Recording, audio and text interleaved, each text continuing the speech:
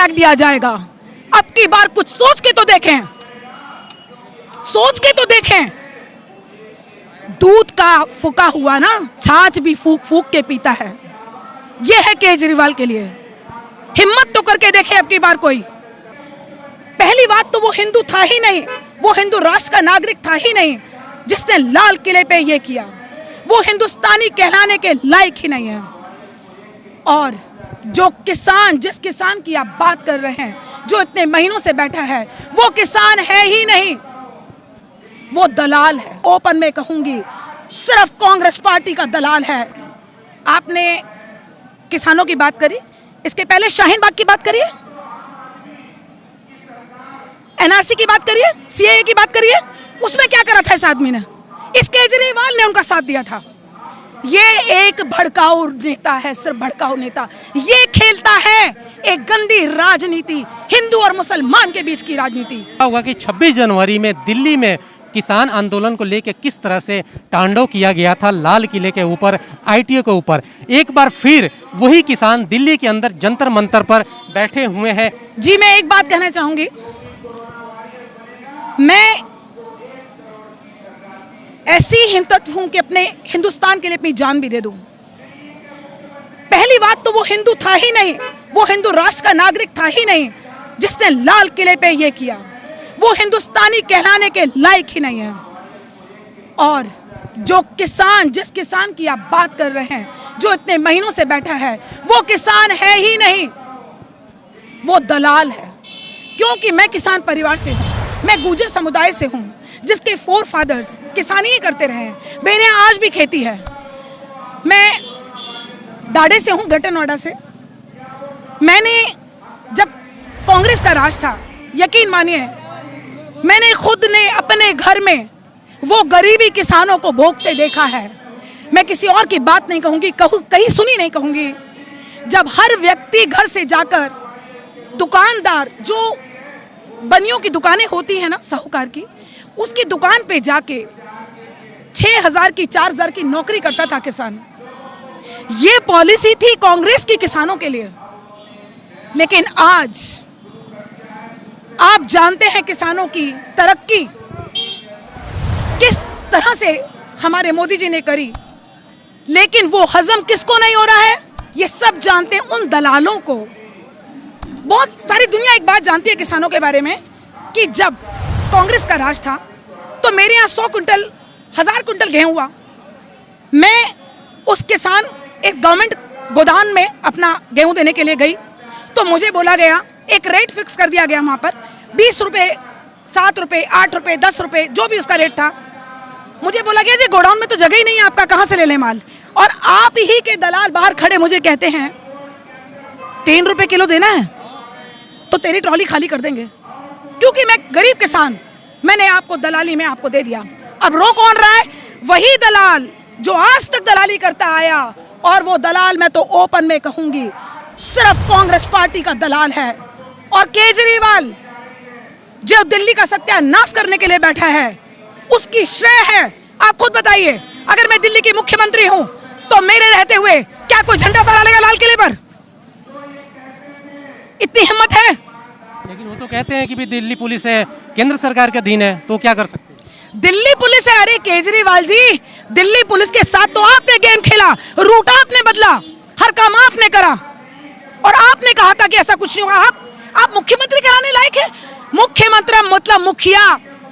अगर मेरे ही घर में, मैं घर की मुखिया हूं और घुसपैठिया कुछ कर जाएं और मैं बोलूं मैं क्या कर सकती हूं? गार्ड बैठा था बाहर। क्या है ये? सब जानते हैं ये खेल, केजरीवाल का घिनौना खेल। ये हिंदू है ही नहीं, ये एक हिंदू राष्ट्र का यहां पर कहलाने लायक है ही नहीं। ये आदमी अलगाववादी ताकतों का समर्थन करते हैं। ये, और सुनिए, सीधी सी बात है, आपने किसानों की बात करी, इसके पहले शाहीन बाग की बात करिए,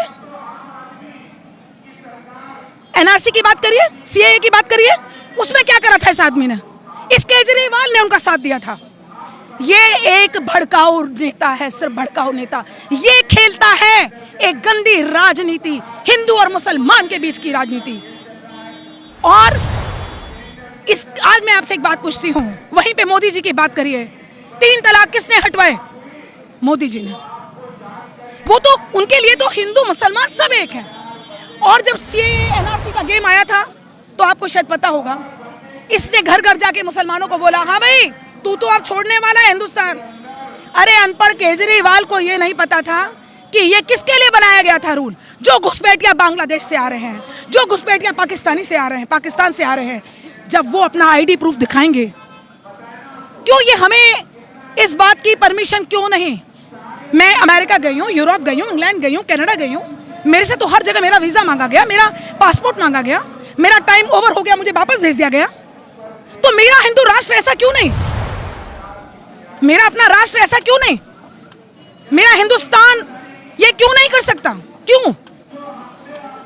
पाकिस्तान में हिंदू लड़कियों को मुसलमान बनाया गया। क्या ये केजरीवाल को दिखता नहीं है? क्या ये केजरीवाल को दिखता नहीं है? क्या दिल्ली की रक्षा वो कर नहीं पाया? जिसने लाल किले पे वो हरकत करवाई, उसे अपनी बिल्कुल सीट छोड़ देनी चाहिए। उसे मैं तो कहूंगी डूब मरना चाहिए, केजरीवाल को डूब मरना चाहिए। अब आइए आप किसानों पर, मैं एक लेमैन लैंग्वेज में समझाऊंगी। एक हमारे मोदी जी की बात, जिन्होंने कहा कि मान लीजिए मेरे पास खेती है, मैं आपके साथ कॉन्ट्रैक्ट साइन करती हूं। क्या कॉन्ट्रैक्ट है आपके मेरे बीच में कि मैंने खेत मेरे हैं, मेरी खेती का कॉन्ट्रैक्ट आप साइन करते हैं कि जी आप आलू बोइए, मैं आपसे आलू लूंगा, ठीक है। अगर आप कॉन्ट्रैक्ट से हटते हैं तो जुर्माना आप भरेंगे, मुझे तो दोनों तरफ से फायदा हुआ। लेकिन इसने क्या भड़काया कि अरे तेरी खेती, जो तेरे खेत है ना, इन्हें ही खरीद लेगा ये जिसको तू कॉन्ट्रैक्ट साइन कर रहा है। किसान, कुछ किसान वाकई अनपढ़ थे जो इसके कहने में आ गए, कुछ किसान, और वो भी कांग्रेस के इन्फ्लुएंस वाले किसान। सच तो ये है कि ये कांग्रेस के साथ मिलके ही गंदी राजनीति खेल रहा है।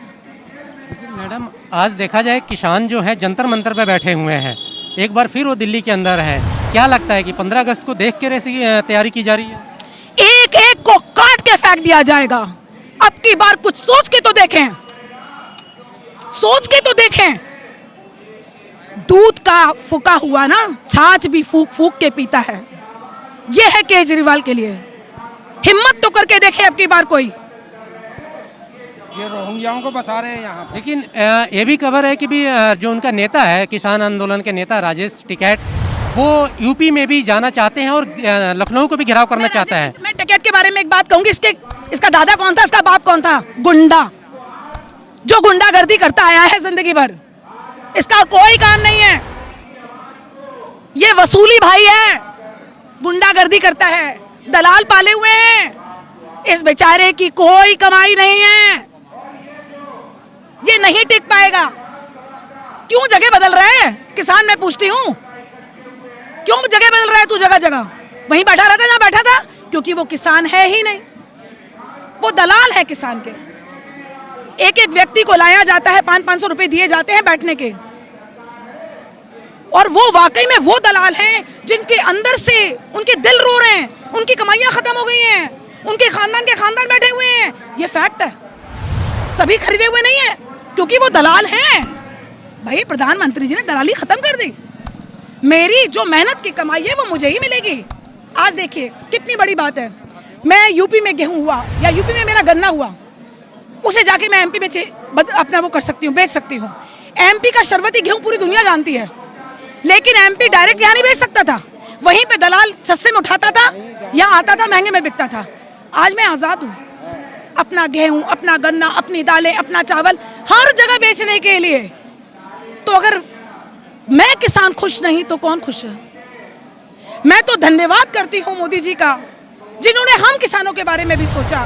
क्योंकि मैं पहले आपको बता चुकी हूँ कि मैं गुर्जर समुदाय से हूँ, जिसके दादा, पापा, चाचा, ताऊ, मामे, फूफे सब किसानी में है, सब खेती में है। इसके पहले एक गंदा खेल खेला गया, जब हमारे गाँव की जमीनें एक्वायर करी गई, तब ये मायावती की सरकार थी।